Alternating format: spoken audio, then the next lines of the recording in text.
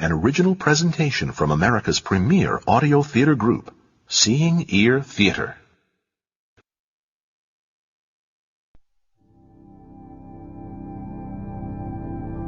I am standing on a solid white floor in the center of a mammoth white room. I am stone still, without purpose or intent. I cannot move. But alas, there is no reason to move, for there is no way out. There is no escape. There are no doors, no windows.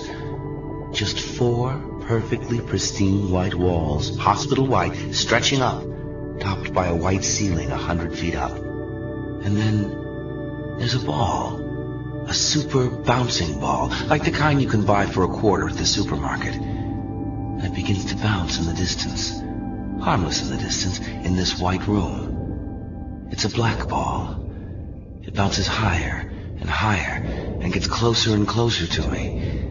And instead of slowly fading and coming to rest, it bounces more and more, higher and higher still, all around me. It surrounds me. Quickly, it gets bigger and bigger, and louder and louder. And here, it's important to stop and note, it's not the ball itself, but the sound. It's the sound of the ball as it bangs on the wall. It can't get out. So it keeps growing. It's huge now. 4, 5, and now 6 times as big as me. And the ball begins to break apart the ceiling and the walls, and the white pieces shattering like glass, falling away, revealing nothing. Nothing but more and more, and still more white beyond, until the ceiling and the walls are gone. I'm standing on a white plane with a white background, and still the ball bounces and grows. The sound is deafening. And now the ball begins to break apart the floor into hundreds and now thousands of small and getting smaller ice floes. The ice floe I'm standing on is melting and shrinking, breaking apart under the weight of the ball, the still bouncing ball, till there's nowhere else for me to go. Nowhere else for me to stand. And I wake. The Dominion proudly presents Into the Sun, starring Mark Hamill in a bizarre tale about a man's unlikely voyage to the nearby but still quite distant star, Wolf 389. And what he finds there, you could only find here. Welcome to the Seeing Ear Theater, the theater of the imagination.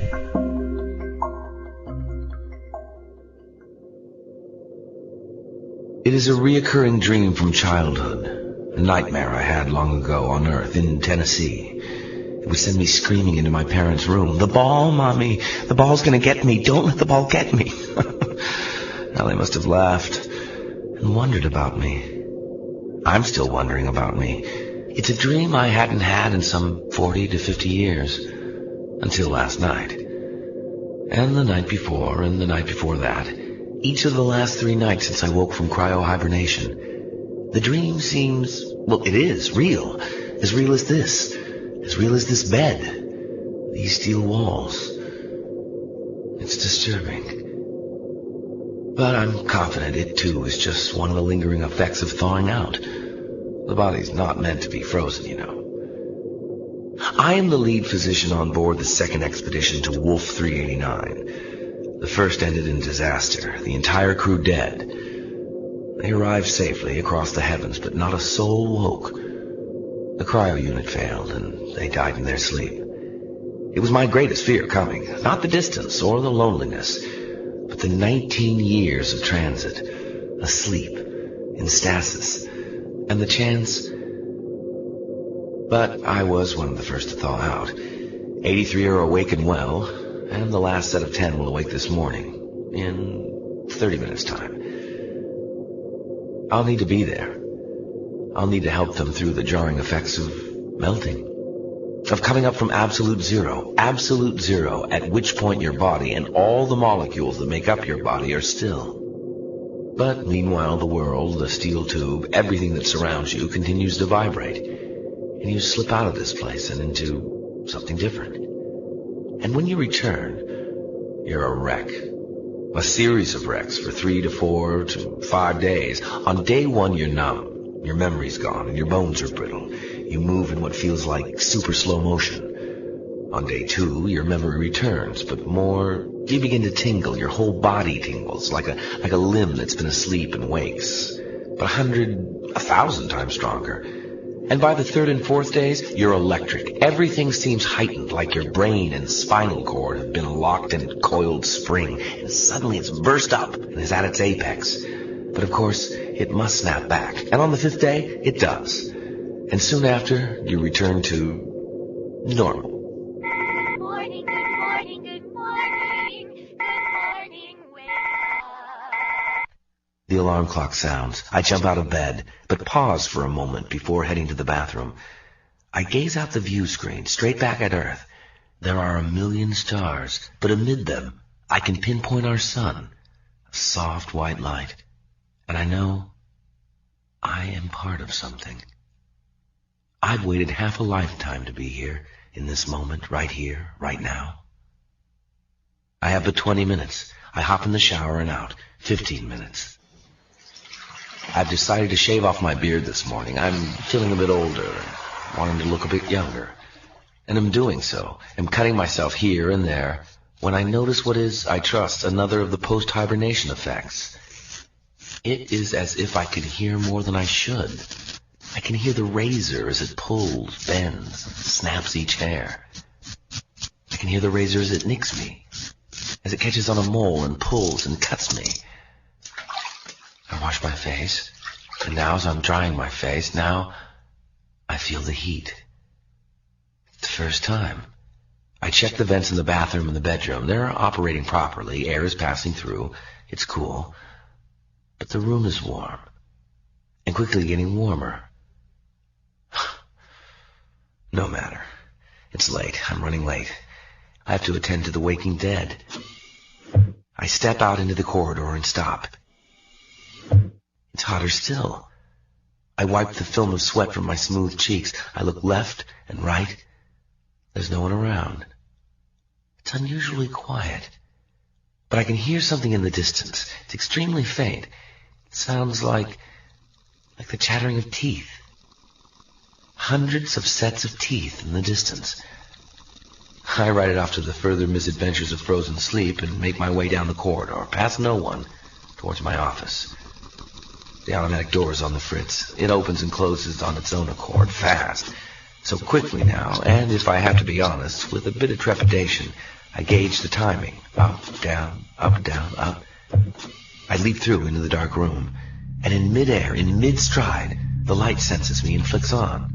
I catch the quickest glimpse of the room, just enough to throw me, and I land and plant my left foot. But it slips from beneath me, and I fall, and my left arm juts out and flails. But by the grace of God, my right hand catches a desktop, and I do not hit the ground. I straddle and hang. I see the room. There's broken glass beneath me. There are vials, and smashed monitors, and needles. There's been a battle here. There's blood. I see that I've slipped in a pool of blood. I stand and swing about, but there's no one.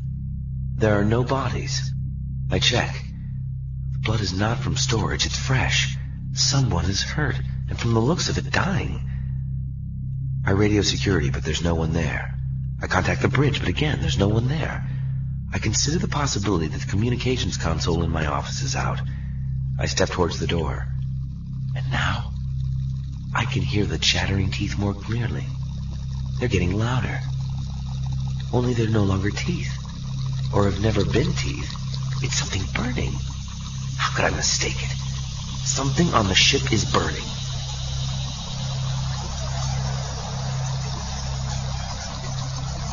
I jump through the up and down doors. I see no blood. In fact, I see nothing in the corridor. No bits of glass, nothing. No smoke either. But it is getting hotter. The back of my shirt sticks to me. The front, too. I walk down to the hibernation room. It's a couple 100 feet off, and again I pass no one. I'm inside the room. The cryo unit gurgles and hums, and for a few brief moments I do not hear the burning, and I am grateful for this, but the short piece ends. I look into the chambers. All of them are empty, including the last 10 that are scheduled to wake in 5 minutes. There's no blood. There's been no struggle here. There are no bodies. They've just disappeared. I attempt to radio security, the bridge again, but there's no response. I'm not sure what to do. I'm hot. I run through the long and winding corridors. I'm lost. I think I'm heading towards the bridge. I am. It's really hot as hell, and it's getting hotter. It's somehow getting hotter, and the sound of the burning is getting louder and louder. I open all the doors I pass. I don't bother to buzz. There's no one to burst in upon. And though I know it is not my birthday, I'm certain of it. I just can't help believing or hoping that everyone is just beyond the next bend, just behind the next door, lying in wait, about to be discovered, lying and waiting to jump out, to scare me to death. But again and again, there is no one. And I am terrified. In 5 minutes' time, from showering and shaving to this, and now the sounds of my footsteps on the steel floors explode, like Bigfoot, like Godzilla stomping on my eardrums. But what's worse is that between each step, in the quick lull between each stomp, I can hear the burning. I can hear the fire. It's louder than before, louder still. I can hear it with absolute clarity. But there is no smell. I am near the bridge. I approach the bridge. I think I'm near the bridge. I think I approach the bridge. The doors snap open. And I know I am on the bridge, but I cannot see. I'm blinded. I clutch at my eyes and collapse in a pile on the floor and shield my face. From what? Slowly, a bit of sight returns, and I can see the cracks and lines at the inside of my right hand glowing. Is anyone there? I shout, but there's no answer. But I'm not surprised. I ask the computer to shut the view screen, which it does, and the room returns to normal. What's our destination? I ask. It's okay, Julian. We're on course. We're heading to Wolf 389. I know that, but specifically? Wolf 389, specifically. The star itself? Are you nuts? I'm not nuts. We're going to conduct some tests on solar flares. It's what you wanted to do. They're really something, you know. You ought to take a look. What? Get us out of here. Change course. 130 degrees left. Calm down. Stop it! Don't open that view screen. Okay. Change course. Now. You don't want to do that. And besides, I can't. Take a look at the flares. They're magnificent. Computer, relinquish automatic control. Relax. You have nothing to worry about. I am Dr. Julian Freed. Identification number 429-TZE. Computer, return controls to manual. I know who you are, but I can't. You won't. I feel awful. You're scared. You're damn right I'm scared. Turn the ship around. It's okay. Please. Stop asking me. I can't change our course. We'll burn up. We can't go into the star. We'll incinerate. The integrity of the heat shield will hold. Don't be afraid. I quit this line of questioning. I find some tools. I'm not an engineer, but I figure I can demolish a computer. I can cut wires. So I bang and stab and cut. But I can't seem to make a dent. I keep on. I'm frantic. I'm moving so fast. I'm frenzied. And it's so hot. The tools are slipping out of my hands. I'm hitting myself. I'm cutting myself. I can't hold on to them. My hands are bleeding. I'm sweating. The sound of the burning hurts. But I still bang and stab and cut. An hour. I can't give up. Are you having any luck? No, you can see that. Well, I didn't mean to. I apologize. The strange thing is, I believe you. I do. But it doesn't help. Julian, stop. You're hurting yourself. Help me then. Turn the ship around, please. I can't do that. I can't. Don't let me die. You're going to be okay.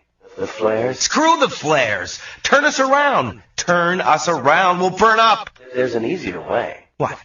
What can I do? If you insist, there is something. What? Tell me. There is an escape pod. Perhaps. How could I forget the escape pod? Of course. I sprint off the bridge, stumbling and tripping, until I reach the spheroid-shaped pod. I strap myself in and shoot out from the ship, away from the blinding light of the sun and into the comfort of deep, dark space. But the pod slowly rotates. It slows its acceleration away from the sun and turns, as if tethered to the ship. It begins to yank back into the sun like a yo-yo. There is no escape. I am going to die. I see the ship in front of me. I'm close behind. I see the ship as it heads into the sun. I see the ship as it breaks apart and disintegrates. I'm next.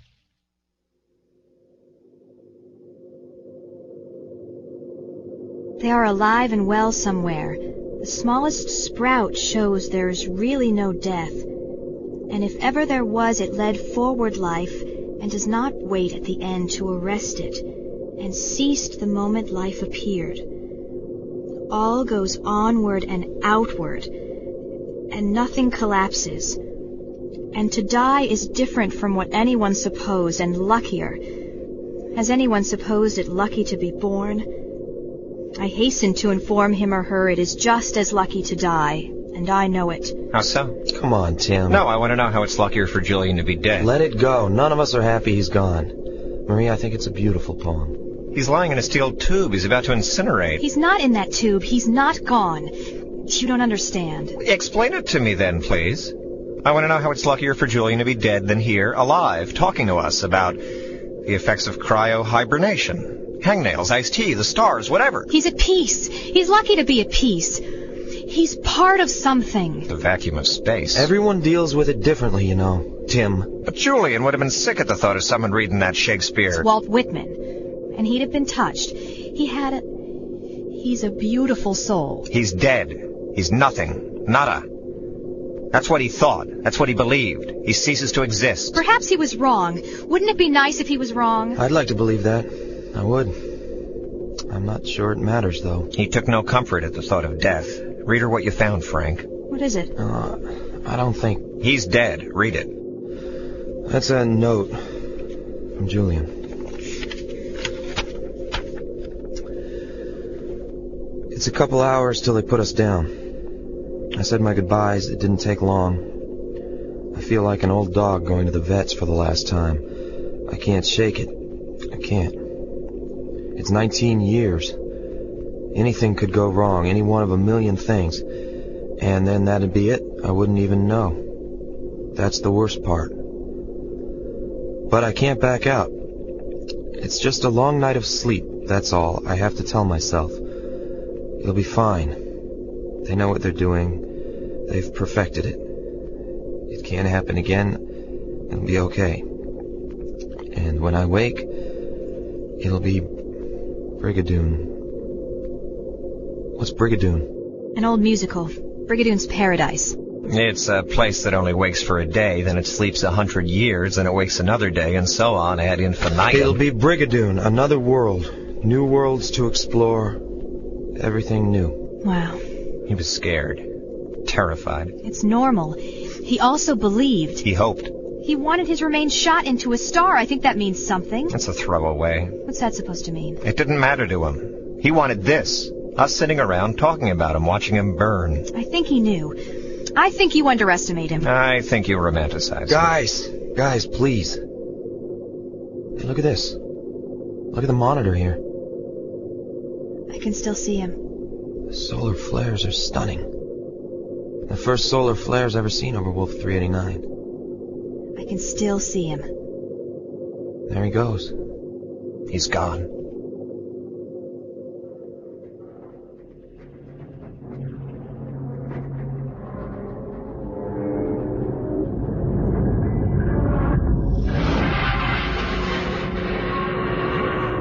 The escape pod rattles and shakes.